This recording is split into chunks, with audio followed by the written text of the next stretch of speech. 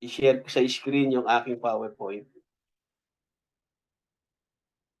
Okay. So, i-share ko sa PowerPoint.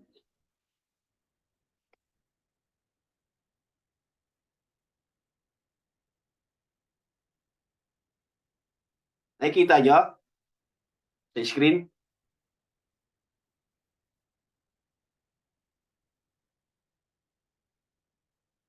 Okay na?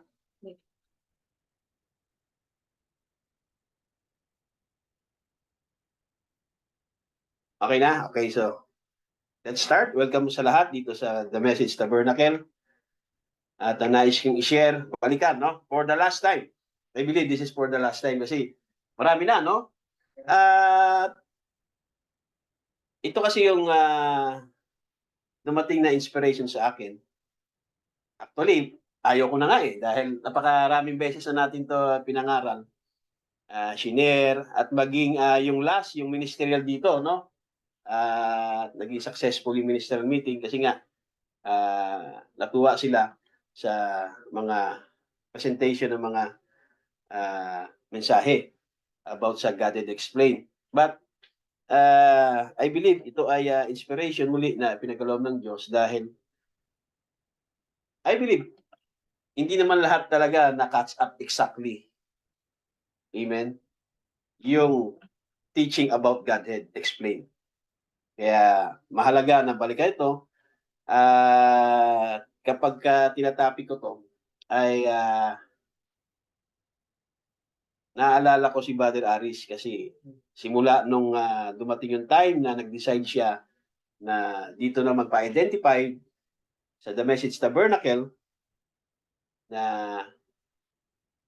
kinilala niya na ang munting ministry na to bilang kanyang home church at simula nang maunawaan niya, marinig niya ang God and Explain, ay ito na yung pinakapaborito niyang katuruan. Kaya every time na tinatalakay ang God and Explain, active yan. Amen? Hindi lang sa mga meeting, kundi maging sa mga yung aralan sa GC namin. No, lagi niyang sinesave.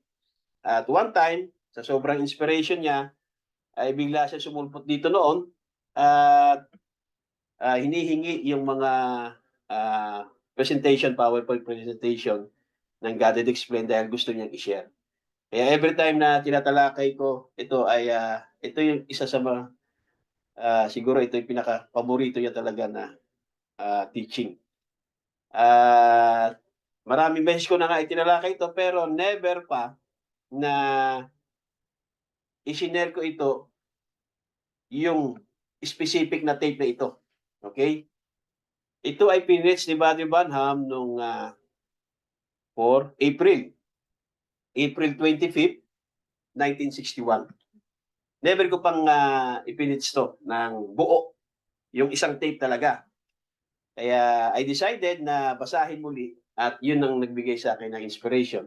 At the same time din kasi, yung iba na may hilig na manood, di ba, sa mga YouTube, sa Facebook, ay kung palagi kayong nanonood dyan ng mga debate, di ba, about mga sa Bible, debate between Trinitarian, Oneness, debate between Muslim and Christians, kung mabalas kayo manonood dyan, I believe magbibigay sa inyo ng inspiration ito lagi na ano ba talaga ang unawa ko sa Godhead? Ano ba talaga ang, kapag ba tinanong ako, merong isang tao na different religion or different understanding like Trinitarian o Oneness and Muslims ay kapag tinanong ba nila ako, may explain ko ba sa kanila kung ano ba talaga yung God and Explain ng message? O tatahimik na lang ako o tatakas ako? Di ba? Ay, hindi ko alam yan, hindi ko pa kabisado yan, hindi ko pa masyado. So, mahirap din, no? Kasi kailangan din nating tumayo kay Kristo, tumayo sa mensahe, at hindi man tayo tinawag na tagapangaral, pero kung dumating ang time na merong mag-challenge sa faith natin, sa pananampalataya natin, at least, generally, alam mo, yung God did explain, yung pagka-Diyos ni Kristo. Okay? So, gusto kong muli balikan ito sa buong message na to ng God Did Explain. Okay? Siguro ito na rin ang masasabi ko na bukod sa inspiration na binigay ng Diyos ay in memory of Brother Aris. Kasi paborito niya to na ano talaga eh. No, kahit sa cellphone niya, kung ma-check niyo yung cellphone niya, talagang ito yung pinaborito niyang topic. Amen. So in memory of Brother Aris at tomorrow, I think 16 no, ay kaarawan niya. Amen. Hindi naman tayo nagse-celebrate mga kapatid ng kaarawan ng taong namatay, kundi ito ay in memory, pag-alaala kasi yung mga loved ones natin na pumanaw na wala na dito sa mundong ito ay of course hindi nawawala sa ating memory, hindi nawawala sa ating heart. Kaya inaalala natin sila. So ito lang ay pag-alaala lang. Amen. At I believe, gaya sinabi ng prophet, ang merong portals of heaven at yung mga saints doon, nakikinig dito sa atin ng mga mensahe. So I believe, with all my heart na yung ating kapatid ngayon ay makikinig siya ngayon dito sa message na to ng God Had Explained. At siguro baka sabihin niya no na hindi mo pinilit siya nung nabubuhay ako diyan ng buo Kasi ang ginagawa ko lang noon, kukuha lang ng mga quotations na i-gather. Pero ito ngayon, isang buo na talaga ng tape message. Amen. Ng God Had Explained. And I believe, makatarungan ito para sa propeta. Kasi yung kukuha ka lang ng quotes dito, quotes doon, quotes dyan, sa 1961, 1962, i-gather mo lang. At kung hindi mo lang binasa lahat yon ng buo, katulad nito, hindi ito magiging makatarungan dahil baka ma-misplace mo o ma-misinterpret mo. Pero kung binasa mo yung the whole context, yung the whole message, ay magiging makatarungan ito sa propeta. Kasi pag na-misinterpret mo ito, nagkamali ka na pag-deliver, at hindi pala yun yung thought ng propeta o hindi pala ituro ng propeta, ang tawag doon ay hindi makatarungan para sa propeta.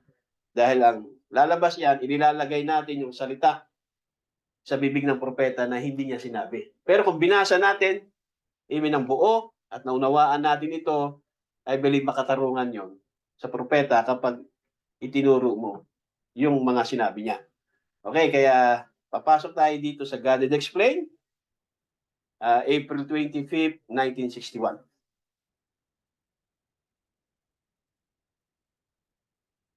Dito sa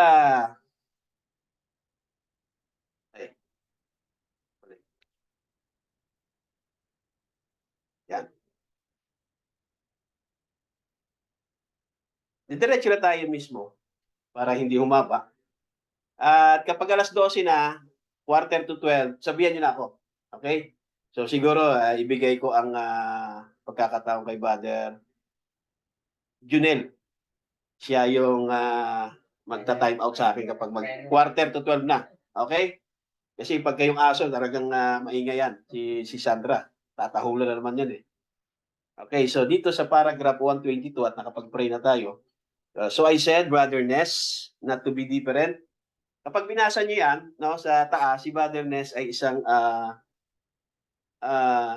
Trinitarian brother. Okay? Sabi niya, Brother Ness, not to be different. It's all right to use this, brother. Humihingi pa siya ng abiso eh. Kanya the brother says, sure. Okay.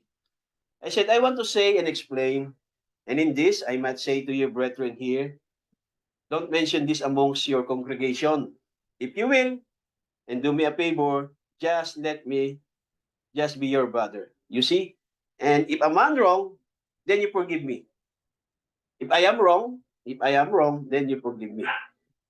Now, I want to explain to you, being that there is both groups sitting here this morning, meron dalawang grupo doon na nakaupo doon sa congregation na yon. Okay? Sa harap niya, sa umaga na yon. At isa doon ay si Brother Ness na isang Trinitarian. At merong isang brother din na mamaya babanggitin niya, si Brother Iskisim. I think hindi ko sure kung tama yung ganung pagbasa ng name na yun. Mamaya. Okay, sabi niya, I want to explain to you being that there is both groups sitting here in this morning, yung mga nakaupo ngayon, of both the oneness and the assemblies also, and the Trinitarian belief. So merong mga tao, dalawang grupo na mga Trinitarian belief at oneness belief. Sa oras na yun, nangangaral si Buddy Branham. Yung oneness at Trinitarian. At I believe, lahat tayo ay madalas nating naririnig yung salitang oneness at Trinitarian. Okay? Pero hindi natin,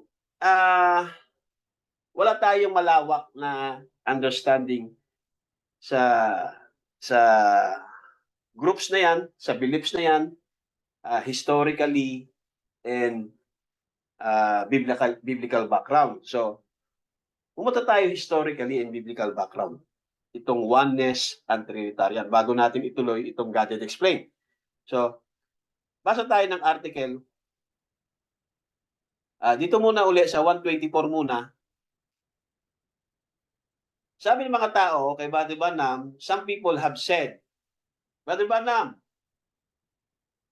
you are a Jesus only. I want to say, sagot ni Buddy Branham, I want to say that is an error. Yan ay mali. I am not a Jesus only.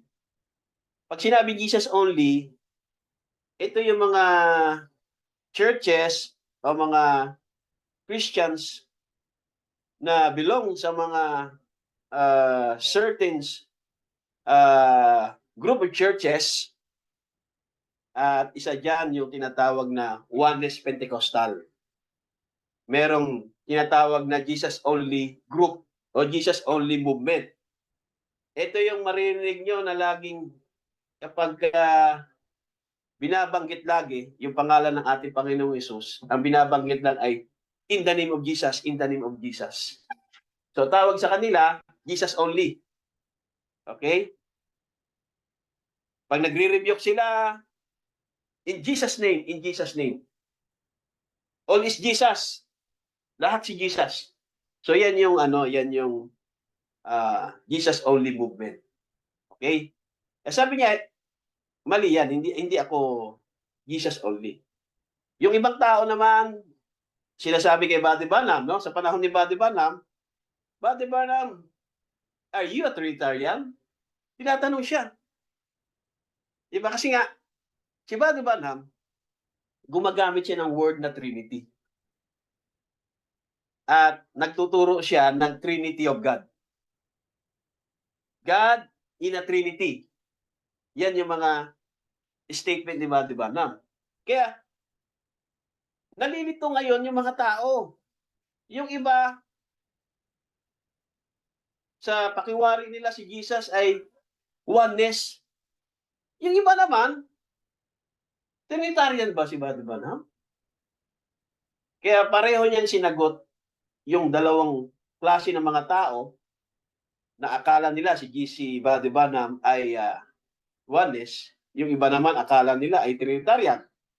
Kasi nababasa nila. Kaya hindi mo sasabihin na ina-accuse lang ng nila. Kundi kasi naririnig nila, nababasa kasi nila. Kaya kung nagbabasa kayo ng mensahe, maiintindihan nyo. Okay? Kaya sabi sa kanya, Buddy Branham, are you a Trinitarian? Sino sasagot? Si Buddy Branham ba Trinitarian? Sabi ni Buddy Branham, no sir, nandiyan na eh. No sir, I am not a Trinitarian. Pero bakit sa pakiwari nila si Buddy Branham Trinitarian? Mamaya, okay? Sabi niya, no sir, I am not a Trinitarian. I am a Christian. And sabi niya, the word Trinitarian or Trinity, it comes from the word Trinity. Pag sinabing Trinitarian kasi, ito yung mga follower. Di ba? Mga adherents o mga supporter ng katuruan ng Trinity doctrine. So, the word Trinitarian don't even mention in the Bible the word Trinity. And I do not believe that there is three individual gods. Now, punta muna tayo mga kapatid dito sa historical background at dito sa babasa tayo ng mga article. Of course, pinakamabilis talaga ay i-google mo yan at ang unang ibibigay sa'yo na site ay si Wikipedia. Okay? The pre-encyclopedia. Okay? According dito sa article na to ni Wikipedia, ang Trinity, the Christian doctrine of the Trinity, yung Trinity kasi is a English word. Okay? But actually, kapag sinerch mo yan, Middle English yan. Okay? Middle English, hindi talaga siya yung modern English. Okay? Pero yan ay galing sa Latin word, okay, na Trinitas. Okay? Pag sinabing Latin, anong lengguwahe yan? Anong bansa yan? Pag sinabing Latin. Kasi originally, yan ay galing sa salitang Trinitas from Latin language. Okay, so punta ulit tayo. Search ulit tayo sa study.com Academy, the Latin language origin. The Latin language originated in central Italy, where Rome is today. In this local region during the 6th century BCE, people spoke a language different from their neighbor. So sila lang talaga yung Latin language. Another article dito sa Times of India .com. Which country speaks Latin? Sabi dito, Vatican City. Since all the Romance language are derived from Latin, it can never be called an instinct language. There are no countries or states currently that use Latin as their mode of communication, but interestingly, Latin is considered the official language of Vatican City. At ang Vatican City ay a sovereign state that is surrounded by Rome. So nasa loob siya ng Rome, yung Vatican City. Kaya nga tinawag yung city within a city. Okay? Now, tuloy natin. So ito ay galing sa Latin word na Trinitas, from the word trinus, sa English ay threefold, sa Tagalog ay tatluhan. Okay. Ito daw yung pinakasentro ng doktrina concerning the nature of God. Yung nature ng Diyos. Yan yung sentro ng doktrina ng most of Christian churches. Of course, yung tinutukoy dyan ay ang Roman Catholic Church. Okay. Na kanila namang pinapaliwanag, defines one God. So, lahat agree. Di ba kapag Unitarianism ka o monotheism ka, agree ka na one God. So, dinidefine nila yung Trinity doctrine na yan na one God existing in three co-equal. Co-equal. Pag sinabing co-equal, pantay-pantay. Walang lamangan. Ating kapatid. Diba? Co-equal. Co-eternal. So lahat ay eternal. Consubstantial divine persons. So yan yung tinatawag na Catholic Trinity Doctrine. Okay? Na yung one God existing in three co-equal, co-eternal, consubstantial divine persons. Number one, God the Father, God the Son, which is Jesus Christ, and God the Holy Ghost. So, three distinct persons. So, pag sinabing Trinitarianism o Trinity Doctrine, yan yon. Na, which defines one God existing in three co-equal, co-eternal, consubstantial divine persons, God the Father, God the Son, and the Holy Ghost, three distinct persons. And another thing, kapag tinignan nyo yung pinaka-logo nila, ay makikita nyo doon, the Father is not the Son, the Son is not the Father, the Son is not the Holy Ghost, and the Holy Ghost is not the Son. Kasi nga, sila ay three distinct person. Pero, tinatawag nila ito, dinidefine nila, one God. Okay, so yan yung Trinity. And I believe, naunawaan nyo na ng mas malinaw kapag sinabing Trinity. Yan yung Catholic doctrine. Okay. Yan nag-originate yung Trinitarianism. Okay, Trinity doctrine. As the Fourth Lateran Council, History 2, declare it is the Father who begets. Dinideklara ng Fourth Lateran Council sa history na yung Ama ang siyang nanganak. At yung Son naman yung bigaten, created. Okay? At ang Holy Spirit naman ang who proceeds. Ang Holy Spirit daw ang napagbilinan, napagutusan, napagsabihan. Yan ang diniklara ng Fourth Lateran Council sa history. It is the Father who begets, ng anak, the Son who is begotten, nilikha, kinreate, at napag-utusan, napagbilinan, o napagsabihan, ay ang Holy Spirit. Okay. So sa context na yan, in that context, meron silang one essence or one nature defines what is God. So dinidefine nila kung ano ang Diyos, ay meron silang, yung three persons, meron silang being one God, three person. Sa context na yan, dinidefine nila na mayroong one essence or one nature. While the three persons define who is God. So, sa Trinity doctrine, kapag tinanong mo kung sino ang Diyos, ipapaliwanag nila na three persons ang Diyos. One God in three persons. Yan ang ibig sabihin yan. While the three persons define who is God. Tama ba ako? Tama ba ang pagkakapaliwanag ko dyan? Okay?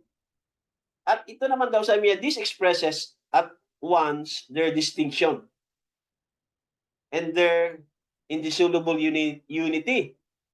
Ibig sabihin yung hindi indissoluble, indissoluble unity. Ibig sabihin yung hindi mo malulusaw yung kanilang pagkakaisa. Diba? O disunity. Okay? The entire process of creation and grace is viewed as a single shared action of three divine persons. Yung process daw ng creation at ng grace, ito daw ay single shared action ng isang Diyos sa tatluhan. In which each person, yung bawat isa, doon sa three distinct person, okay, pakinggan nyo mabuti para naunawaan nyo kung ano yung kaibahan ng turo ng Trinity sa oneness at dito sa message. Kasi mamaya, oneness ka pala. Hindi ka na Trinity, oneness din pala. O mamaya, Trinity ka pala. Diba? Pero sabihin mo, message ka. Okay? Kaya kailangan maunawaan nyo itong mabuti dahil ipapaliwanag ko ng malinaw dito. In which each person, tatlo kasi yan, triple person, in which person manifests the attributes unique to them in the Trinity. So may mga uniqueness yung each person ng Trinity na tinatawag nilang one God. Okay. Thereby proving that everything comes, pinapatunayan nila, ang lahat ng bagay daw ay galing saan? Comes from the Father, number one, through the Son, and in the Holy Spirit. So, co-equal. Di ba? Ginawa nilang co-equal. Okay, pero, ang nagbigets, yung Ama. At yung nilikha, yung bigatin, yung anak. At yung Holy Spirit, yun yung pinagbilinan, proceeds. Sino yung pinagbilinan? Sino ang nagbilin? Yung Ama, nag-utos. Okay? Yan yung Trinity Doctrine na diniklara ng Fourth Lateran Council. Kaya kung naunawaan ito, ay mas mapapaliwanag nyo sa mga Trinitarian kung ano talaga yung Trinity Doctrine according sa history. Kasi marami kasi Trinitarian dito, as Trinitarian lang, hindi nila nakita yung history ng Trinitarian. Okay? This doctrine is called Trinitarianism. Okay? Ang tawag dyan ay Trinitarianism. At ang tawag sa mga follower, yung mga sumusunod, yung mga naniniwala sa Trinity Doctrine ay ano? Trinitarians. Eh sabi ni Buddy Branham, I'm not a Trinitarians. Hindi ako follower, hindi ako adherent ng Trinitarianism. Now, yung kalaban, opponents, ay tinatawag naman sila, yung kalaban, ay tinatawag silang ano? Anti-Trinitarians or non-Trinitarians. Yung mga Christian na non-Trinitarian position, ibig sabihin, kalaban ng Trinitarian, kasama dyan yung Unitarianism. Okay? Sinabing uni, isa. Okay? Meron namang, anong basa dyan? Yan. Binitarianism. Okay? At modalism. Alam to ni Brother. Sino dito may idea yung history ng modalism? Modalism o naririnig nila yung modalism na yan. Sino dito? Sino dito nakakarinig ng modalism? Sino may idea? Modalism. Okay.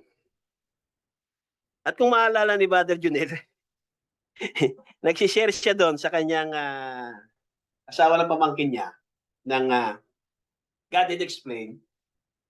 At nung sinare niya yon ay inakusahan siya na yung turo na yan ay modalism. Okay?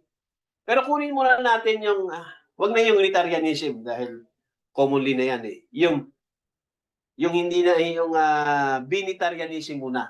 Ano ba yung Binitarianism? Kasi Unitarianism, isa. Yung Binitarianism, dalawa. Okay? So, tingnan muna natin ano yung Binitarianism. Binitarianism is a Christian theology of two persons. So, ang Trinity, Christian theology of three distinct persons. Pero yung Binitarianism, Christian theology din siya. Okay? Galing din siya sa tinatawag na Roman Catholic Church sa history. Okay? Mga theologian din yan nang paniwala nila two persons, personas, or aspect in one substance divinity. Yun yung one God nila eh. One substance divinity, pero merong two person. Yan yung Binitarianism. While yung Trinitarianism naman ay three personas, three persons. In one substance divinity, co-equal, co-eternal. Diba? So kalaban yan ng tinatawag ni Trinitarianism. So tinawag sila ngayon ng Catholic Church na Binitarianism. Kasi ang Catholic Church kasi sila yung nagbabansag ng faith na contrary sa faith nila. Sila magbabansag yan eh. So lahat binansagan nila ng mga heresy. Kaya kapag wala ka sa Roman Catholic Church doctrine, ay gagawa sila ng bansag sa iyo. Okay? So, yung Binitarianism, sabi dito, classically, sabi nung unang panahon, Binitarianism is understood as a form of monotheism.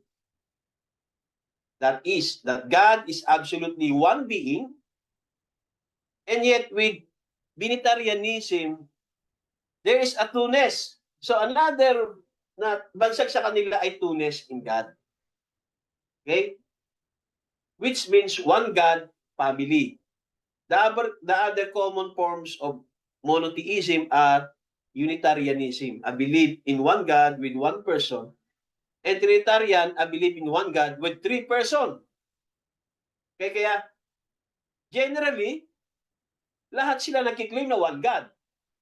Pero yung isa ay ano, Unitarianism, yung isa ay Binitarianism, yung isa ay Trinitarianism. Okay? Yan yung Binitarianism. Now, sa history, sino ba yung may mga Binitarianism doctrine ng mga simbahan na kilala natin? Okay, by the latter half of the 19th century, Binitarianism was held by a relatively small group of church denominations. At present, it is a theology essentially held only by some. Yung iba, sabihin hindi lahat, Seventh-day Church of God groups. So may mga, sa panahon natin daw, may mga tinatawag na ibang Seventh-day Church of God groups. The three largest church denominations that appear to hold a Binitarian view today are yung tatlong malalaking mga denominasyon na humahawak ng Binitarian view today are the General Conference of the Church of God, Seventh-day. Which other Church of God groups remaining Unitarian. So hindi lahat pala ng mga Seventh-day ay Binitarian. Yung iba naman ay nanatiling Unitarian. Ano yon? Yung the United Church of God and the Living Church of God. So, kahit na parehong Seventh-day yan, may pagkakaiba din sila, may difference view sila about sa Godhead. Di ba? At ganun din naman sa ibang mga religion. At ganun din dito sa end time churches. Okay? The latter two originating from the Worldwide Church of God, sila ay nag-originate, galing sila sa Worldwide Church of God, nahati sila. At yung ibang grupo naman, yung other groups, scattered spin-offs from break-up of the previously Sabbatarian Worldwide Church of God na ang nagtayo ay si Herbert W. Armstrong na also hold a Binitarian view of God. So, yung Worldwide Church of God, itinayo ni Herbert Armstrong, ay ang view nila sa Diyos ay Binitarian. Okay? So, maraming Binitarian churches na hindi na natin alam. Di ba? Okay. Huwag na natin basahin ng buo. Ano naman yung modalism? Kasi, baka mamaya may mamamit kayo at ipaliwanag nyo ang message at sasabihin sa inyo, katulad kay Brother Junel, ay, modalism ka, Brother Junel. Modalism. Ano bang modalism? Let's look. Modalistic monarchianism. Okay? Modalistic monarchianism, also known as modalism or oneness Christology. Ito ay Christian theology upholding the oneness of God as well as the divinity of Jesus. As a form of monarchianism, it stands contrast with Trinitarianism. So, ano to? Contrast. Kalaban, opponents. Okay? Kaya kapag hindi ka Catholic Church defender, kalaban ka. Okay? Followers, yung mga adherents ng modalistic Monarchianism, consider themselves, consider lang sarili nila na strictly monotheistic, yung one God, na katulad sa Jews and sa Muslims. Modalist considers God to be absolutely one. Okay? Tandaan nyo itong modalist, ha? Ito yung modalist. Consider God to be absolutely, ibig sabihin ultimate, one, and believe that He reveals Himself, nire-reveal niya ang kanyang sarili, yan ang paniwala ng mga modalist, monarchianism, na nire-reveal ng Diyos ang kanyang sarili, one God, sa pamamagitan ng mga different modes or different manifestation. Okay? Kung ayaw mo ng modes, hindi manifestation. Kung ayaw manifestation, pero pareho lang yan na English word. Amen? So ano yung different manifestation or modes? Such as the Father, the Son, and the Holy Ghost. So ang tanong ko ngayon sa inyo bilang message believer, Father, Son, and Holy Ghost ay modes or manifestation? Ang Father, Son, and Holy Ghost ba, ayon sa message, ay manifestation? O, tingnan natin, ha? Sabi ni Father Junel, hindi. Okay. Ang modalism, ang kanilang views, merong iisang Diyos, naniniwasa na sila, ang iisang Diyos, hinahayag niya ang kanyang sarili sa pamamagitan ng paglikha sa iba't ibang mga manifestasyon. Gaya ng Father, Son, and the Holy Ghost without limiting His modes. Okay. Tingnan natin sa message. Muna, sisilip muna tayo. Ay, hindi. Tapusin muna natin dito. The term modalism was first used by Trinitarian scholar Adolf von Harnack. So, sino ang nagbansag sa mga tao na naniniwala na merong iisang Diyos at hinahayag niya ang kanyang sarili sa iba't ibang manifestasyon? Sino nagbansag? Ang nagbansag sa kanila, ang gumamit na yan, the term modalism was first used by Trinitarian scholar Adolf von Harnack. Kumbaga, yan yung bansag niya. Kasi nga, opponents nila yun eh. Trinitarian siya, Catholic defender siya, tapos may mga tao pala na naniniwala na one God, pero nagmamanifest in many different modes or different manifestation. Okay? Kasi another term na naman yung modes eh. Ayaw mo ng modes, hindi manifestation. Okay? Now, pagdating kay Buddy Branham naman, nung pinag-aralan ng mga ibang mga religious groups, organizations, mga scholars, amen? Kung ano ba talaga ang turo ni Buddy Branham pagdating sa Godhead. Okay?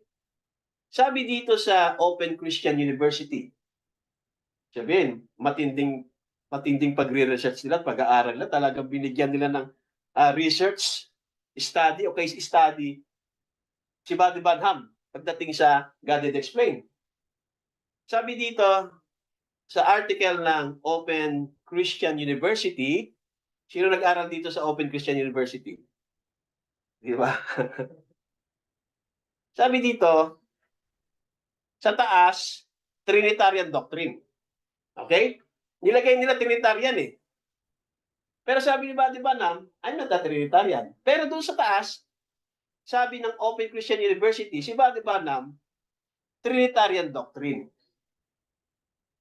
Yung pagiging Trinitarian doctrine ni Buddy Branham, sabi niya, Buddy Branham, nireject niya yung traditional Christian doctrine of Trinity. Di ba? Trinitarian doctrine si Buddy Branham, pero yung traditional Christian doctrine na three persons in one God, co-eternal, di ba? Ay nire-reject niya. Ibig sabihin, nire-reject ni Buddy Branham yung Trinity doctrine ng Catholic Church. Pero, para sa kanila, si Buddy Branham ay Trinitarian doctrine.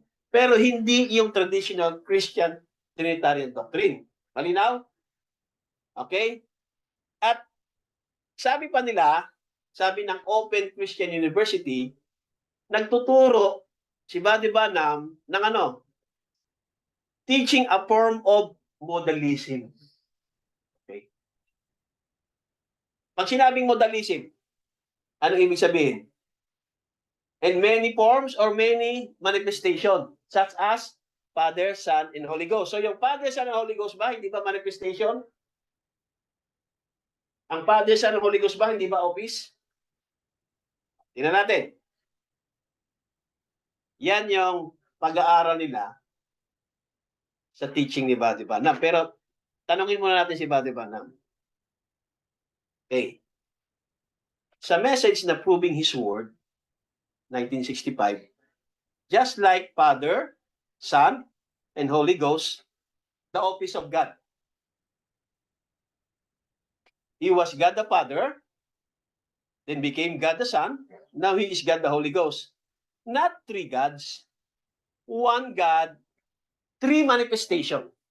Ano another term ng manifestation? Moves. Another term niya pa, three attributes of the same God. That's why, ang kanilang hatol, kay Buddy Banam, kung hatulan nila ng mga Trinitarianism, ilalagay nila sa bracket ng modalism. Okay? Kasi, exactly ganun eh. Yan, punta tayo sa modalism. Yan. Ang modalism, mga kapatid, considered God to be absolutely one and believe that he reveals himself to creation through different modes. Kasi isa lang naman ang creator eh. Or manifestation. So kung ayaw mo ng modes, hindi manifestation. Eh si Buddy Banam, hindi naman siya gumagamit ng modes. Ang ginagamit niya, yung Father, Son, Holy Ghost, ay ano? Manifestation or attributes of one God. So, in the other sense, tama ba yung Open Christian University? Tama sa kanilang pag-aaral.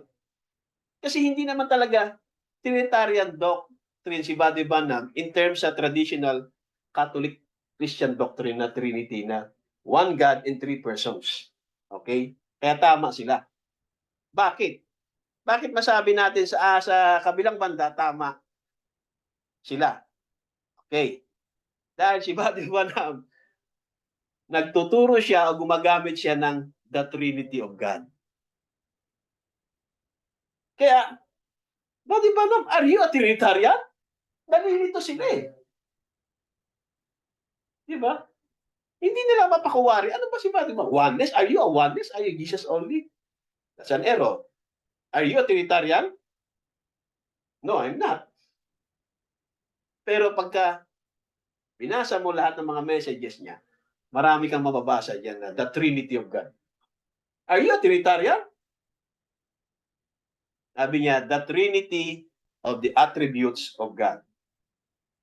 As being Father, Son, and Holy Ghost was represented in that one man, Jesus.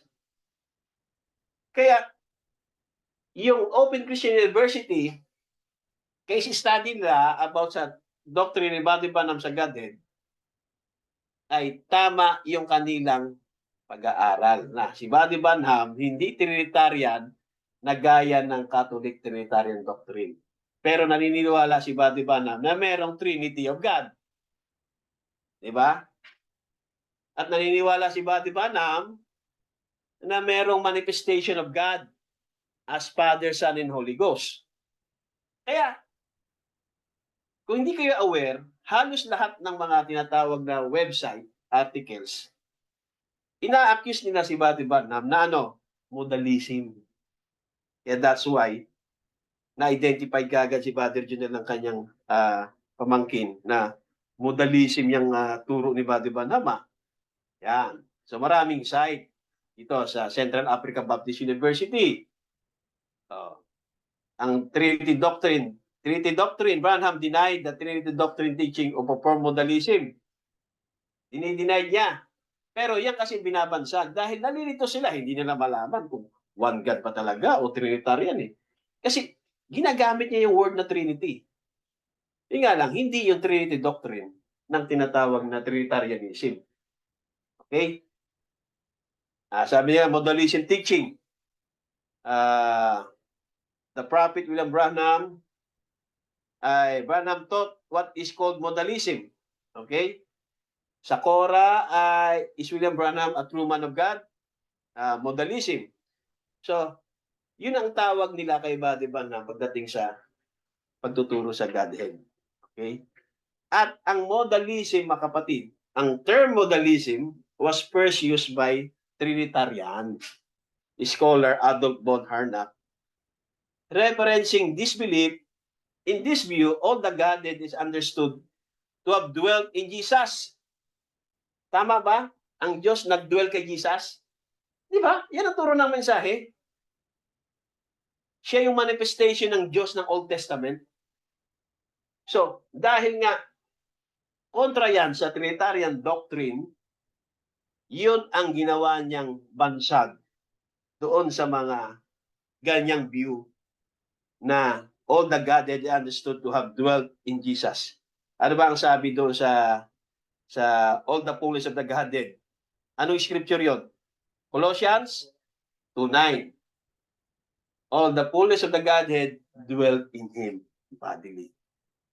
And the Godhead is understood have dwelt in Jesus from their incarnation as a manifestation of God of the Old Testament. Mali ba yan? Sino dito sabihin niya, mali yung ganyan? Diba? Dahil contrary kasi sa unawa ng Trinitarian at siya ay Trinitarian scholar, binigyan niya ng bansag. At kapag binansagan ka na modalist, ang ibig sabihin, heretic. Bad word sa kanila yan. Pag sinabing modalist. Pag binansagan ka ng Trinitarian na modalist ka, heretic ibig sabihin no? Di ba? Kaya huwag kang papayag na tatawagin kang modalist. Kasi ang equivalent niyan, heretic sa Catholic Christian Organized Church. Turo nila yan. Okay? So huwag ka rin papayag na modalist. Pero, huwag mo rin kukontrahin sa kabuuan na may mga ganyang Christian din na unawa nila na ang Diyos ay nagdwell kay Jesus. Tama yun eh. Di ba? Okay, so naintindihan natin yung Binitarianism at Modalism at Unitarianism at Trinitarianism. Okay, so while developed doctrine of Trinity is not explicit in the books that constitute the New Testament, the New Testament possesses a triadic understanding of God and contains a number of Trinitarian formulas.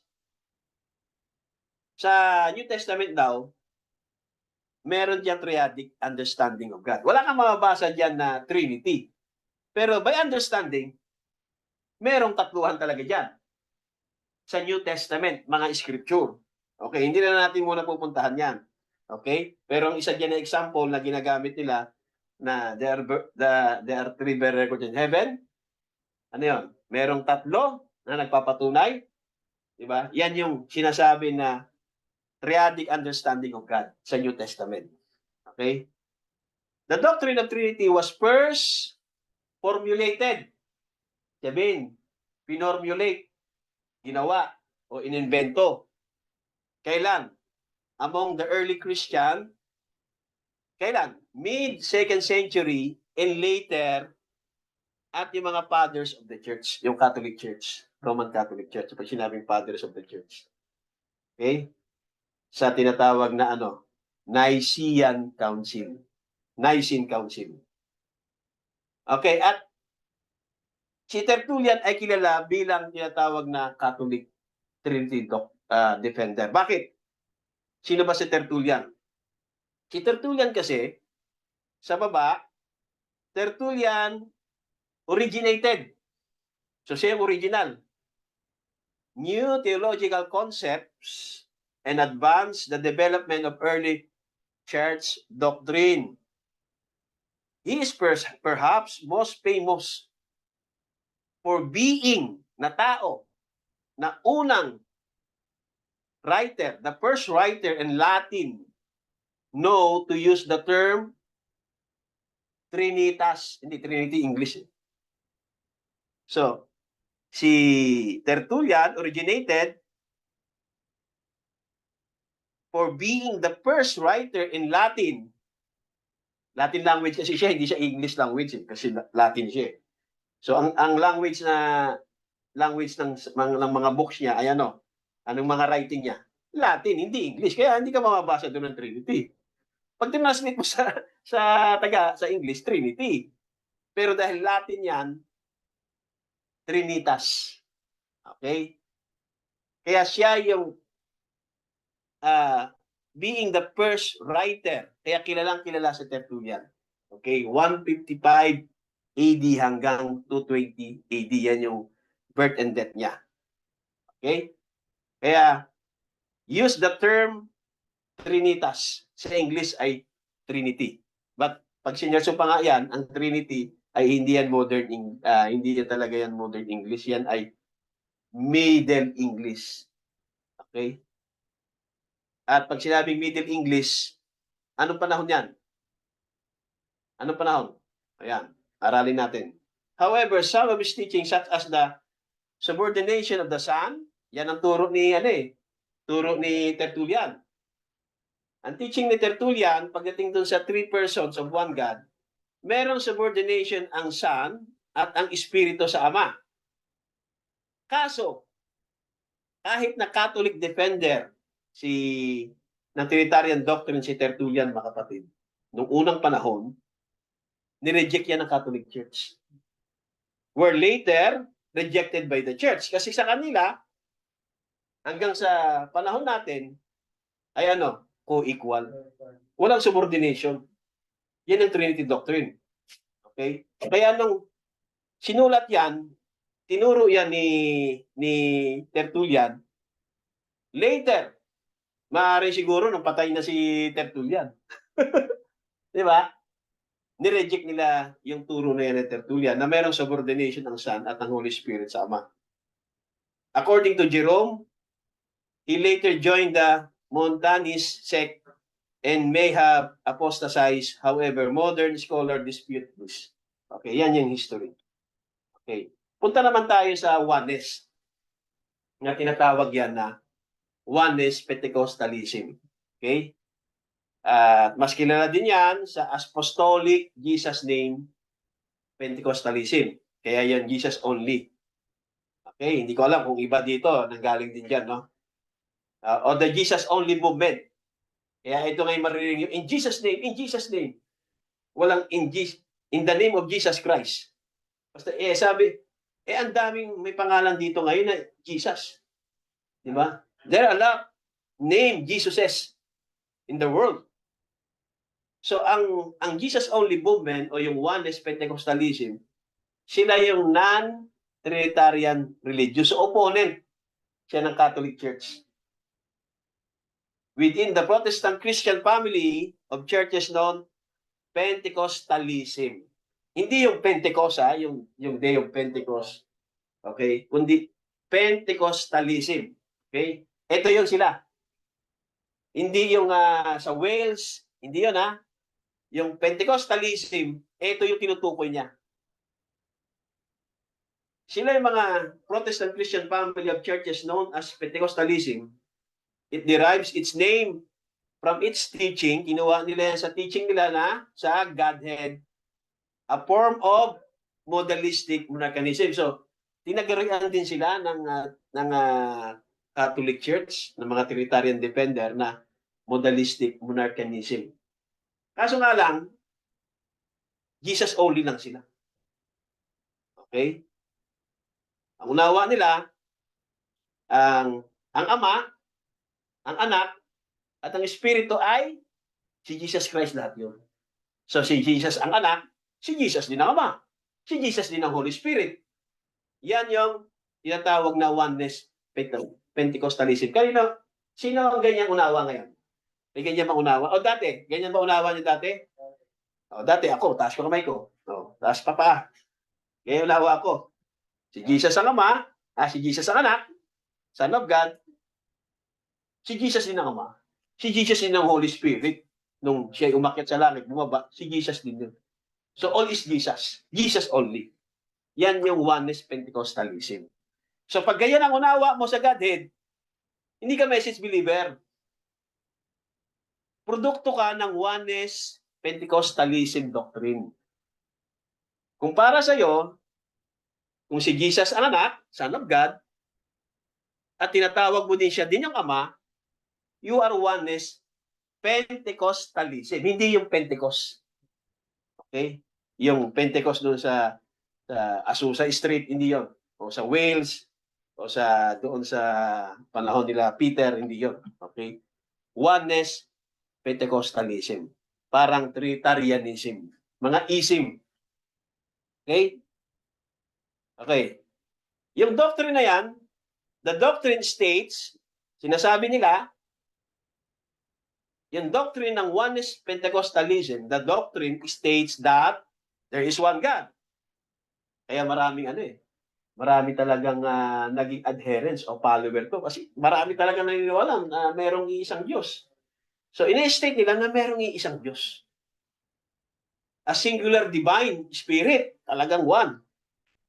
With no distinction of person. So, kontra talaga yan sa Trinitarianism. Opponents talaga yan. Na kung saan, who manifests himself in many ways, including as Father, Son, and Holy Spirit. Kaya nga, si Jesus Christ, yung one God, kaya si Jesus Christ, siya yung Father, Son, and Holy Spirit. Yan ba unawa natin noon? Ako lang ba nagtataas? Di ba? So, kapag gano'n ang unawa mo hanggang ngayon, Oneness Pentecostalism.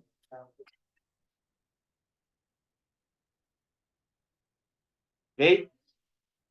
So, this stands, ang tayong yan, in a sharp contrast, isang matalim na contrast doon sa mainstream doctrine. Ang mainstream doctrine talaga, parang mainstream media. Di ba? Yung mainstream doctrine ay yung yung Trinitarianism. So, contrast talaga yan. Matalim. Di ba? Sharp contrast. Kaya opponent talaga, magkalaban talaga to, magkaaway pagka nagbit itong dalawang grupo na ito at pag pinag-usapan ay God, talagang bakbakan to. Talagang away talaga to.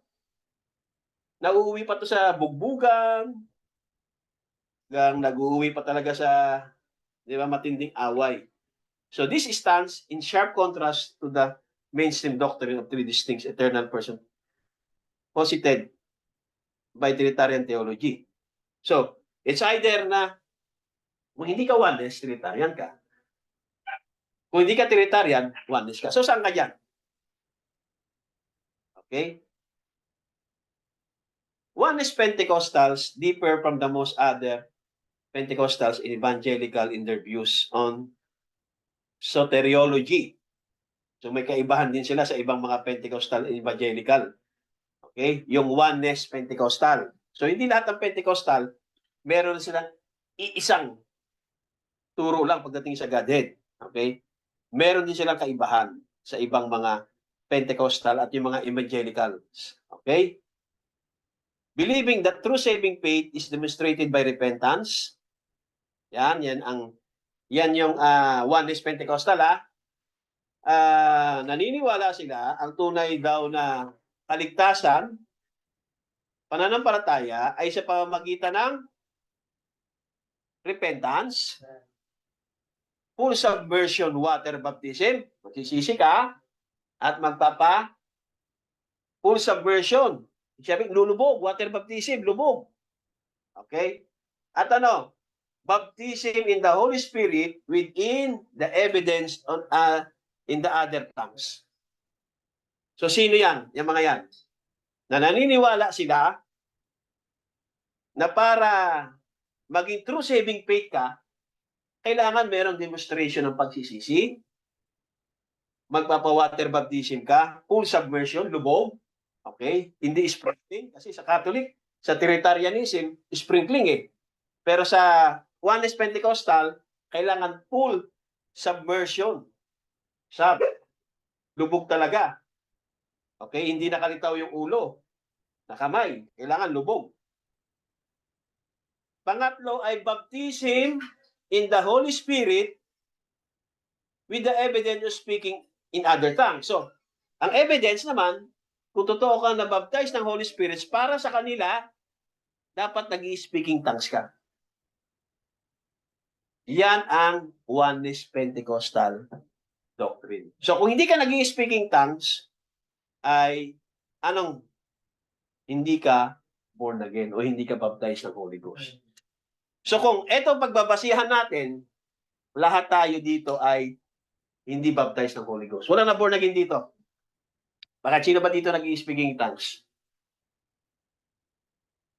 Dito sa TMT. Meron ba dito nag-i-speaking tongues?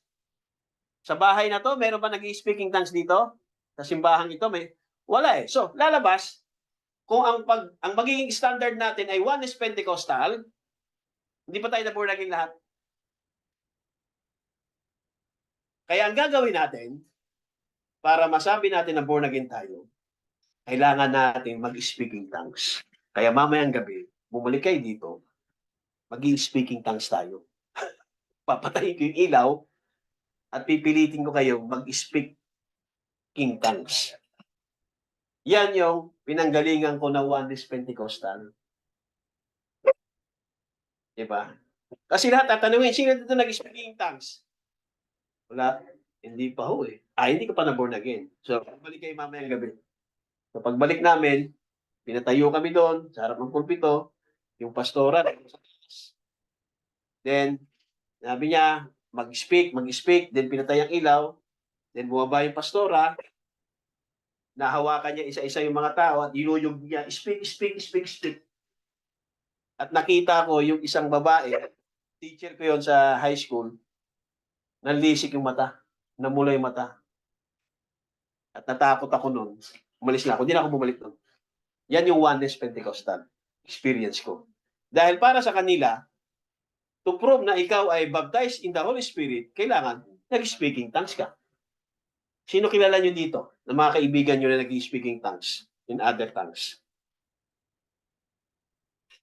Kasi pag sinabing speaking in other tongues, ibig sabihin, other language. Kung ikaw ay Amerikano, pag nag-speak ka ng other tongues, dapat hindi American language. Dapat, Latin. Kasi, kung Amerikano ka,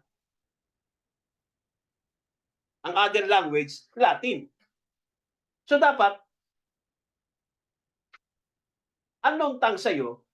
Yung Latin. Biro mo, Amerikano ka, nakapagsalita ka ng Latin language. Hindi mo naman pinag-aralan, bigla ka na lang nabaptize ng Holy Spirit, bigla kang nag-Latin. Yun yung speaking other language. Hindi yung, sabi na nagsalita mo, di ba? Yan yung Oneness Pentecostalism. Okay? Kaya pag may mga kaibigan kayo yan, Oneness Pentecostalism yan.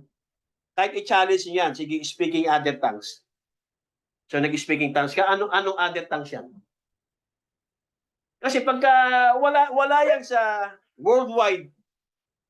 worldwide languages, linguistic, paano masasabing other tongues yan? Tongues ng ano yan? Sabihin di, heavenly. Paano mo na siguradong heavenly? Angel's tongues. Paano mo na siguradong angel's tongue yan? Di ba? Pag sinabing other tongues, ibang tongues language. Hindi yung kahit inchik, hindi mo masabing inchik eh. Di ba? Yan yung Oneness Pentecostal. Oneness believers also solely baptized in the name of Jesus Christ. Nire-reject nila yung Trinitarian formulas. Yung Trinitarian formulas of baptism kasi ay they baptizing them in the name of the Father, in the name of the Son, in the name of the Holy Spirit.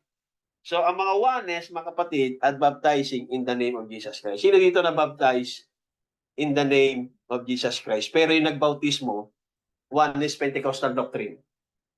Yeah, that's why nagpe-rebaptize tayo. Kasi kailangan, kahit tama ang formula mo, kailangan yung nagbaptismo sa'yo, merong revelation katulad ni Peter.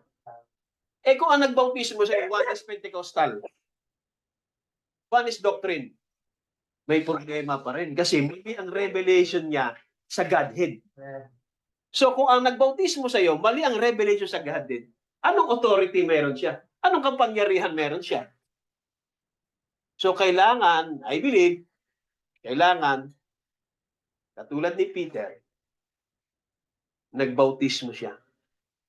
Amen? Binigay sa kanyang authority. Amen? And that's why ibinigay sa kanya yung susi ng kingdom. Okay, yan yung Oneness Pentecostal. Many Oneness Pentecostal groups, especially yung United Pentecostal Church International o UPCI. UPCI. Okay? Nakikita niya galing kayo dyan, UPCI? Diba? Mga groups yan, international. Okay? Tend to emphasize strict holiness standards in dress. Stricto yan. Okay? Yung mga UPC, stricto yan. Pagdating sa dress code. Pati sa grooming. Di ba? Kaya pagdating sa tinatawag na holiness standard, bagsak ang end-time churches. Okay? Sa gupit na lang eh. Di ba? Meron mga long hair eh. Di ba? Believer, long hair. Deacon, long hair. Di ba? So kung sa standard ng Oneness Pentecostal, bagsak ka sa holiness standards. Sa grooming pa lang, ha? Ano pa? Hygiene. Pati sa hygiene, kasi kasama sa grooming yan eh. Di ba? Yung hindi ka naliligo, hindi ka nagsisipilyo, mabaho ka, balbas, di ba? And other areas of personal conduct. This teaching is shared with traditional holiness Pentecostal, but not with other finished work Pentecostal. So meron pang another grupo bukod dun sa holiness Pentecostal. Meron naman finished work Pentecostal. Okay? Groups or at least not the degree that is generally found in some Oneness Pentecostal and holiness Pentecostal. Churches that say holiness is to be the set apart to God. Okay? So marami palang grupo ang mga Pentecostal. Okay? Historically, the Oneness Pentecostal movement first emerged. Kailan? Nag-emerge sila. Pag sinabing emerge, ano sa Tagalog? Emerge. Ha? Emerge. Nag-emerge. Oh, okay. Di ba? Nag-emerge sila. Sa North America, doon sila nagsama-sama. Sa North America, noong around 1914.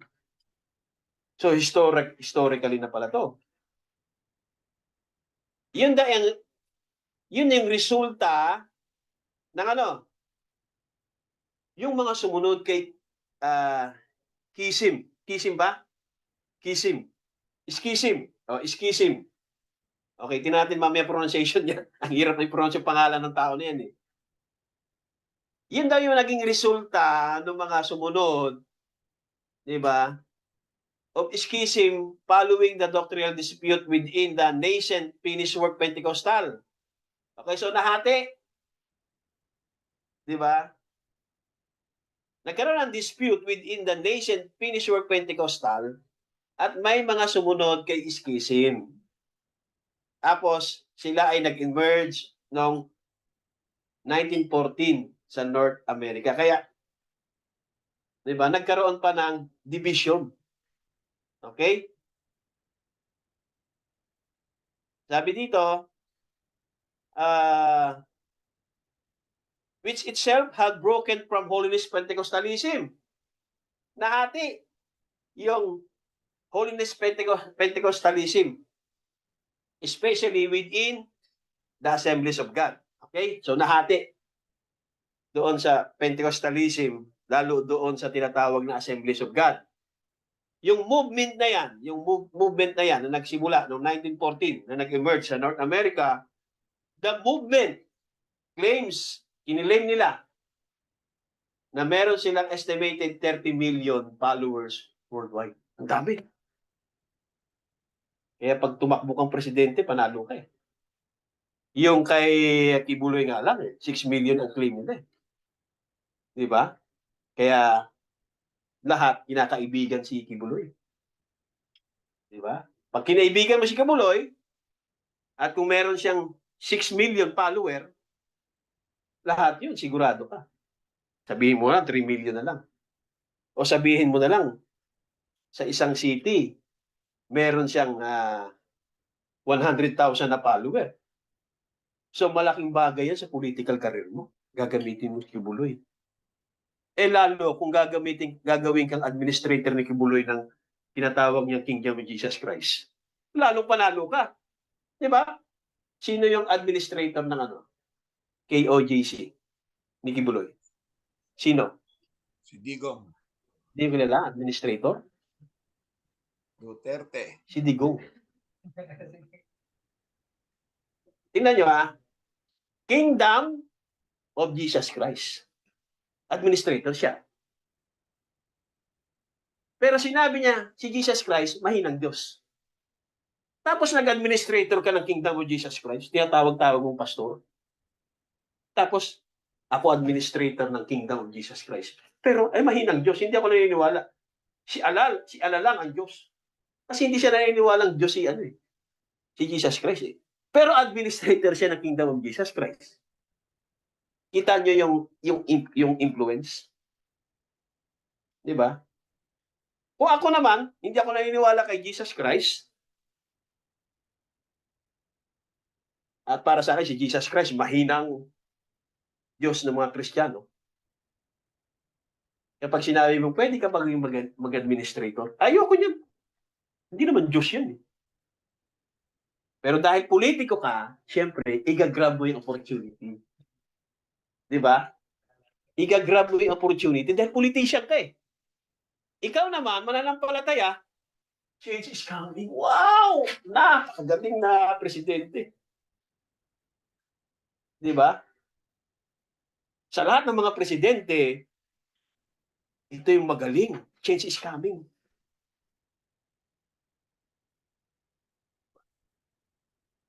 Tanggap niyo ba yan na ito, personally na question sa inyo, yung mga tinatawag na mga follower noon. Ako, dati akong follower Di ba? Talagang, ganyan talaga ako. Legacy. Di ba? Tanggap ba natin na natulad tayo kay Isaiah? Di ba? Tanggap ba natin? At ngayon, mga kapatid, hahabulin lahat ng gobyernong ito ang lahat ng mga alay sumuporta kay Kibuloy. May kaso si Kibuloy sa batas. Amen. Lahat ng mga sumusuporta at dumidepensa, hahabulin. Kaya naniniwala ako, kapag gumawa ang tao ng kalikuan, merong tinatawag na reckoning time. Di ba? Pagtatalaga din ng Diyos, may reckoning time. Amen. Kaya kawawa si Kibuloy. Di ba? Nakakulong siya ngayon. Pero yung mga politician na ginamit siya sa eleksyon, di ba? Tapos siya administrator ng solido pa rin siya. Amen. Kaya kailangan maglinis tayo ng bibig. Hindi pwede ipopost mo ang Panginoon, tapos ipopost mo din yung politician na hinahangaan mo. Maglinis tayo ng bibig. Kapag may kamalian, may kalikuan, pwede mong hatulan ng salita ang kalikuan. Hindi mo hahatulan ang kaligtasan o kaimpyernuhan ng tao kung maimpyerno. Hindi. Yung kalikuan na nagawa ng tao. Di ba? Kung pinipraise mo kapag gumagawa ng mabuti, pag gumagawa ng mali, bakbakan mo din para isa kang justice. Isa kang matuwid. Hindi injustice. Kasi pag puro magandang bagay lang sinasabi mo sa tao, pag gumawa ng kalikuan, tahimik ka, injustice yan. Hindi ganun ang Diyos. Kaya kita nyo, yung hari, kahit na loyal siya sa Diyos at gumawa ng sin of disrespect, in-extract niya ng disease Di ba? How much more kung unbeliever ka at gumawa ka ng kalikuan. Di ba? Kaya hindi pwede sabihin hindi, unbeliever naman kasi. Di ba? Dinidepensahan na lang natin kasi idol na idol natin eh. Di ba? Kaya kahit na sinasabi sa akin, niya, pambihiri ang binoto mo eh. Di ba? Nagmumura eh. Eh, unbeliever kasi eh. Yan dati yung ano ko, ginagawa ko. Pag tinitira si ano na nagmumurang presidente, ay di unbeliever naman kasi yan. Unawain mo na lang. Diba? Dinidepensahan pa natin. Dinidepensahan ko pa. Kaya ako, unclean lips. Amen. So, balik tayo mga kapatid. 30 million adherents, followers worldwide. Yan yung tinatawag na Oneness Pentecostal na nagsimula yan na magsama-sama sila sa North America 1914. So meron na tayong historical background. Okay. The first Pentecostal, the first Pentecostal were Holiness Pentecostal. Sila yung una talagang grupo. Tapos nahati lang sila. Now, yung first Pentecostal o yung Holiness Pentecostal, tinuturo nila yung ano? 3 works of grace. The new birth. Ano yung new birth? Justification, sanctification, baptism ng Holy Ghost. Di ba? Yung magsisi ka sa kasalanan, magpabautismo ka, justification. Enter sanctification, holiness. And spirit baptism. So, sino yung una nagturo ng new birth na ganyan? Yung 3 stages. Sino? Yung first Pentecostal. Kanino natin narinig din yan? Sa message. 3 stages of grace ang tawag naman ni Bato Banam. Di ba? The Oneness Pentecostal movement began in 1913 as the result of doctrinal dispute within the nascent Pentecostal movements. Okay. So yung forming ng Oneness organization ay nagkaroon ng mga controversy. Several small Oneness, ibang mga Oneness ministerial group, katulad dito sa end time, maraming mga ministerial groups dito. May ministerial group dun sa Norte, may ministerial group dito sa Tanay, sa Rizal, may ministerial group dun sa South, sa Cavite, di ba? Batangas, may ministerial group dun sa La Union, di ba? Sa Pangasinan. So katulad din yan ng mga small oneness ministerial groups, nag-form din sila after ng 1914. Okay? Nag-merge mga kapatid into Pentecostal Assemblies of God. Bumuo sila ng grupo. Nangyayari din yan sa mga end time. Bumuo sila ng grupo. Okay? While others remain na natiling independent, katulad ng AFM Church of God. Division occurred within the Pentecostal Assemblies of the world over the role of women ministry. Diyan pala nanggaling yung women ministry. Di ba? Men's ministry, women's ministry. Eh ngayon, yung mga women's ministry sa church, naging presidente, may mga boses na ngayon. Nagkaroon ng division. Nag-away-away yung mga women's. Di ba? Dahil kapag galing ka pala sa Pentecostal, maa-adapt mo yan. Yung women's ministry, men's ministry, youth ministry. Galing pala sa kanila yan. The divisions occurred within the Pentecost Assemblies of the world over the role of women ministry. Kaya merong mga nag-upos eh. Okay? Usage of wine, grape, of juice, or communion. Ginagamit nila yung wine or grape. Divorce and marriage and proper mode of water baptism. There were also reports of racial tension in the organization.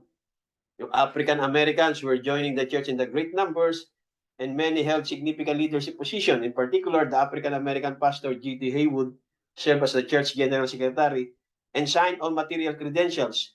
3 new organizations were formed in 1925, the Apostolic Church of Jesus Christ, Emmanuel's Church in Jesus Christ, and the Pentecostal Ministerial Alliance. The first 2 later merged to become Apostolic Church of Jesus Christ. And the second became the Pentecostal Church. So, Nahati na lang at nahati sa dalawa. Yung isa ay Apostolic Church of Jesus Christ at yung Pentecostal Church Inc. Okay. In 1945, a merger. Nag-merge na naman, nagsama, naghiwalay. Nag-merge na naman. A merger of two predominantly white. Ito na yung yung racial. Yung white oneness groups. Ibig sabihin, yung mga African American, hindi na kasama yan. So meron tinatawag na merger of two predominantly white oneness groups, the Pentecostal Church Inc. and the Pentecostal Assemblies of God Jesus Christ, resulted. Ito ang naging resulta dahil nag-merge yung dalawang predominantly white oneness groups. Ang naging resulta ay nagkaroon ng formation na tinawag na United Pentecostal Church International or UPCI. Nagsimula sila sa 521 churches. Okay? At meron silang tinatawag na reporting of membership of over 5.75 million. Biro mo? 5.75 million nung time na yan. Okay? Nagsimula sila sa 521 churches. Si Kibuloy, ilang milyon? Talo sila. 521 churches lang, si Kibuloy, isa lang. Isang simbahan lang, 6 million. Sila 521 churches, 5.75 million lang. Talo. Diba? Kung gawin kitang administrator ng simbahan na may 6 million followers, Brother Junior, gawin kita administrator.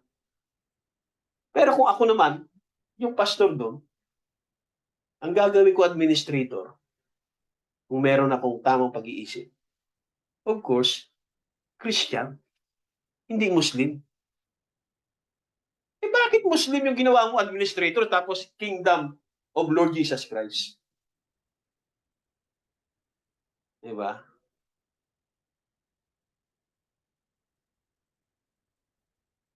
So, sabi niya, hindi ako oneness. I'm not Jesus only, I'm not Trinitarian. Okay, ano oras na? Ha? Malapit na. Okay, 30 minutes na lang. May part 2 naman to eh. Now, God, when He first appeared to man, He wasn't in a form of pillar of fire. Nagpakita ang Diyos. Di ba? God is Spirit. O tinatawag ng Elohim, tinatawag si Jehovah. Okay? He was in a form of a pillar of fire. So, anong form ngayon ang Diyos na nagpakita? Hindi kasi makikita ang Diyos kung God is Spirit eh. So, sa Old Testament, sa time ni Moses, God, He first appeared to man in a form of pillar of fire. So, yung form, ano yon? Form. Another word ng form. Form. Another word. Form of a pillar of fire. Forma sa Tagalog, di ba? Form. Okay? So, ang form ng Diyos, dahil ang Diyos ay Espiritu, hindi nakikita, at walang pwedeng makakita ang Diyos, at walang pwedeng humawak, mamamatay, dahil lang tayo may kasalanan. Pero ang Diyos ay nagpakita in a form. Not in a spirit form na God is a spirit. Okay? He was in a form of pillar of fire. So, visible na siya ngayon. Okay? Yan yung first appearance ng Diyos sa tao. Nagpakita siya kay Moses. And any Bible reader that knows that the pillar of fire that was in the wilderness was the Logos. That was the angel of the covenant, which was Jesus Christ. Tama? May nabasa ba kayo Jesus Christ dyan? Christ lang. Huwag natin dagdagan Jesus Christ. Christ lang. Di ba? Ay, hindi pwede pag may nabasa kayong Christ, si Jesus Christ na yung isinilang ni Mary. Di ba? Pag sinabing Christ, ay ano? Pag sinabing Christ, Logos, tinawag na Logos, tinawag na Angel of the Covenant. Pag sinabing Christ, anong meaning ng Christ? The Anointed One. Okay. Pero hindi si Jesus Christ na isinilang. Wala pa. Sa New Testament pa yun. Okay? Tapos naman, nung sa John 6, ito si Jesus Christ na, sinabi niya naman, before Abraham was, I am. Diba? He was the I am. Okay? Bago si Abraham, I am. Sino ba nauna? Si Abraham o si Moses? Sigurado ka? Si Moses o si Abraham? Si Abraham. Sino yung nagpakilala na I am? Kanino siya nagpakilala ng I am? I am that I am. Kay Moses. Okay. So, nagpakilala siya, I am. Sino yung I am? Si Jesus? Okay. Sino? God. Si Christ? O yung Diyos? Magulo na ngayon. Di ba? Tuloy lang natin. But then, the same God that was the pillar of fire, ano na? Nag-manifest siya sa form ng pillar of fire. Ibig sabihin kasi nun in the form. Ibig sabihin, nag-manifest, di ba? In a form. Ibig sabihin, nag-manifest ang Diyos. Tama? Ngayon, kung ayaw mo ng manifest, mode, another term. Di ba? Mode or manifested. Okay? Ngayon, nung mag-manifest siya, yung first appearance niya sa form of pillar of fire, ano naman? He became flesh. So, nag-manifest ulit siya sa form ng flesh. Sa pamamagitan nino? Ng kanyang anak. Sino yon? Si Jesus Christ. At anong ginawa niya? Dwelt in a body called the Lord. Nag-dwell siya. So, yung Diyos, doon sa Old Testament, yung first appearance niya, pillar of fire. Nag-manifest siya in the form of pillar of fire. Then, nag-manifest ulit naman siya sa flesh. God manifested in the flesh sa pamamagitan ng kanyang anak. Di ba? Dwell. Ano yung dwell? To occupy. Nag-occupy, tumira. So, yung Diyos na hindi nakikita, God is Spirit, great eternal Father, who covers space, time, and eternity. Di ba? God is eternity, great eternal Father, o eternal Father, ay ang first appearance niya ay sa panahon ni Moses in the form of pillar of fire. So, nung ang Diyos din naman, sa New Testament, He became flesh sa pamamagitan ng kanyang anak. At siya ay nag-dwell, nag-occupy sa katawan. At yung katawan na yon ay tinawag na Lord Jesus Christ. Okay. Kaya sabi ng Bible, in Him. Sino yung Him? Sino yung in Him? Kasi nag-dwell ang Diyos through His Son. Dwell in a body called the Lord Jesus Christ. Kaya sabi ng Bible, in Him dwell. Sino yung Him? Lord Jesus Christ. Kay Lord Jesus Christ dwells to occupy part? Yung kabuuan, yung fullness of the Godhead. Ano ba yung fullness of the Godhead? Yung eternal God. Di ba? God is eternity. Eternity is God. Who covers all space, time, and places at the same time. Di ba? And Jesus said in 1 Timothy 3:16, sabi ni Jesus, without controversy, great is the mystery of godliness, yung Kadyosan. Great is the mystery of God, for God was manifested in flesh. O, another term ng manifested? Dwell. Ano pa? Mode. Di ba? Sa English word. Kaya, kung tawagin kang modalistic, pwede ka okay lang, pero hindi yung heretic.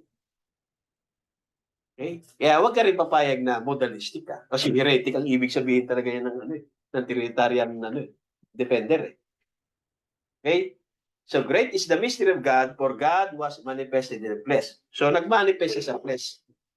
Okay? Kanino? Kaninong flesh?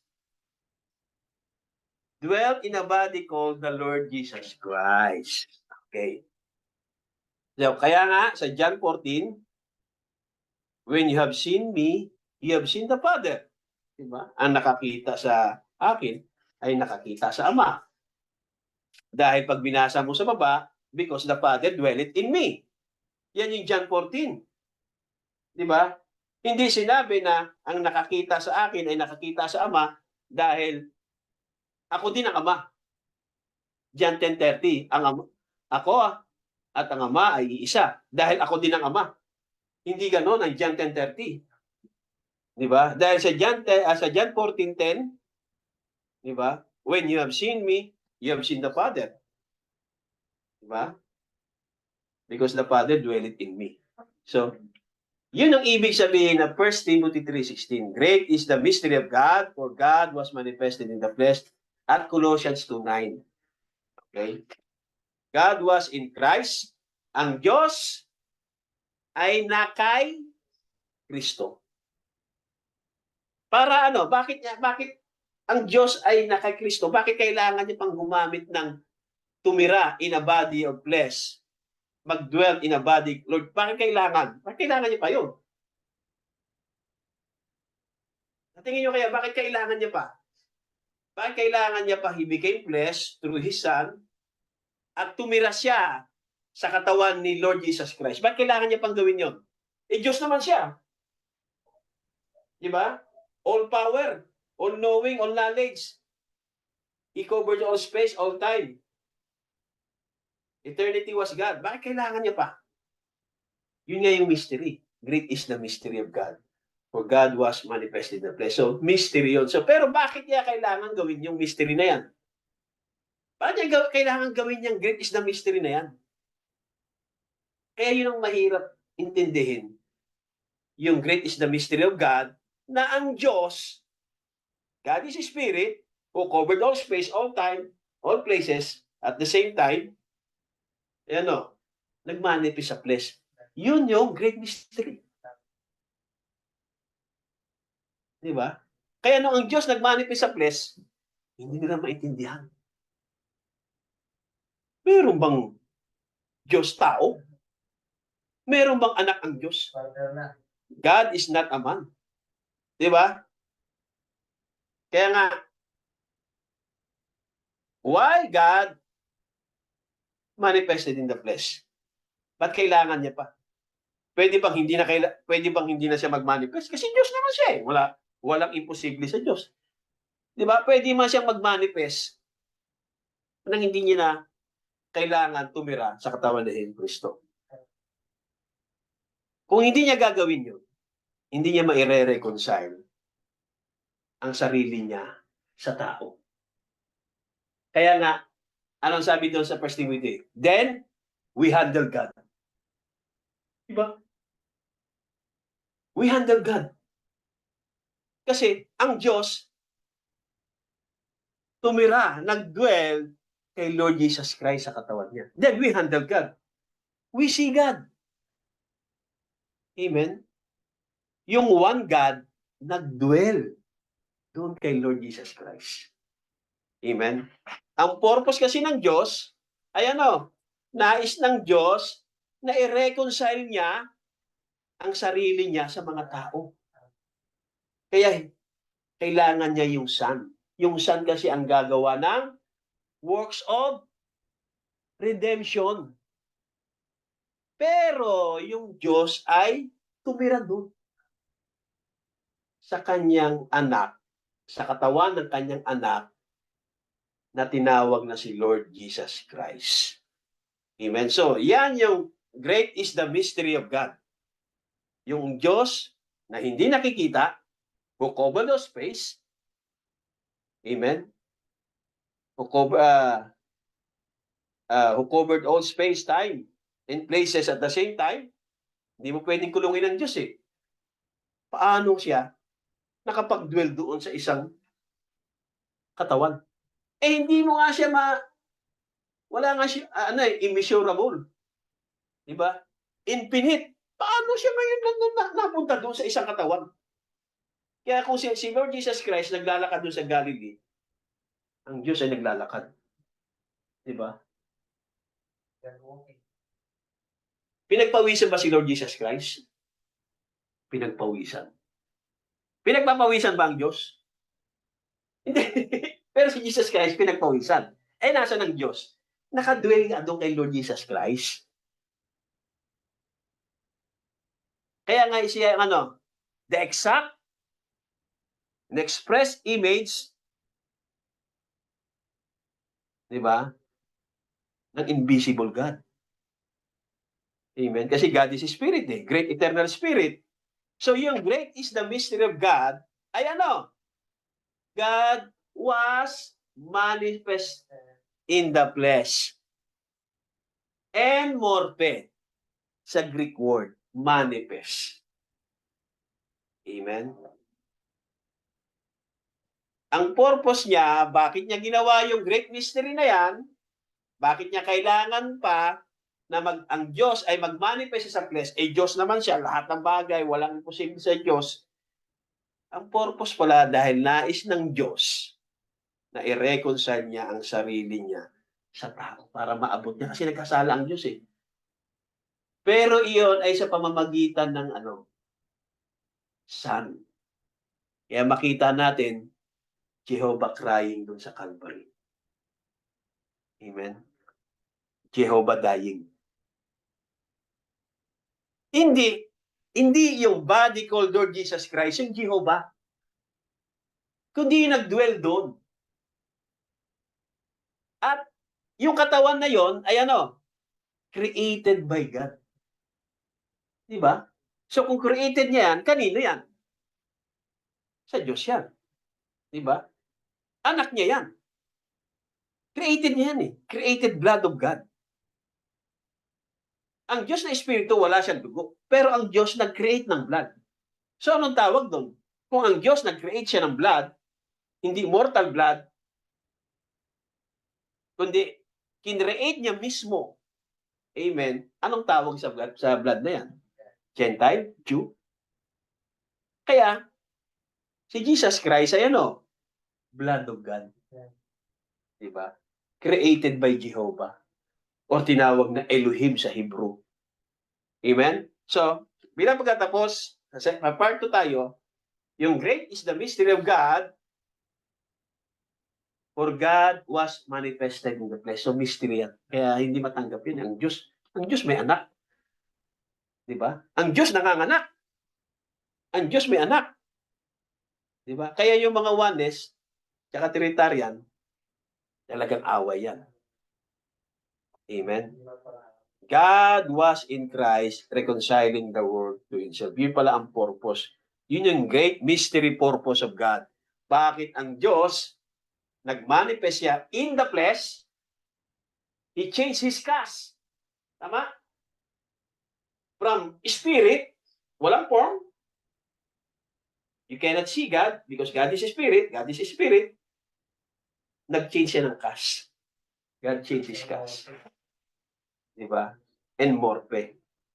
So yung great, yan yung great is the mystery of God na nag-manifest sa flesh. Dahil hanggang ngayon, maraming hindi naniniwala dyan na mga monotheism like Jews and Muslims.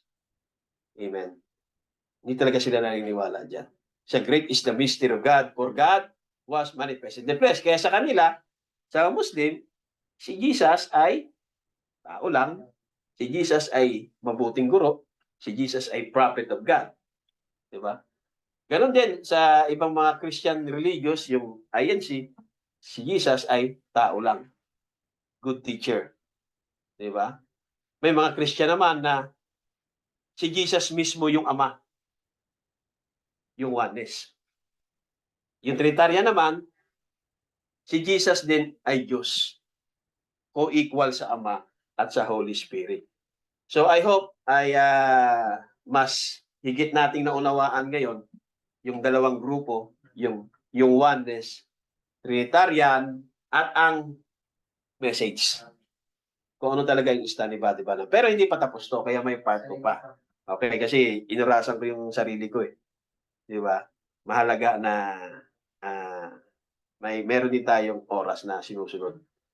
Di ba? Yung mga nakaraan ay talagang by inspiration niya. So God bless you all. At sa next Sunday ay yung part 2. Yung guided explain. So, at siguro mag-closing prayer muna ako no, bago ko ibalik kay Buddy Felix bilang ating MC ay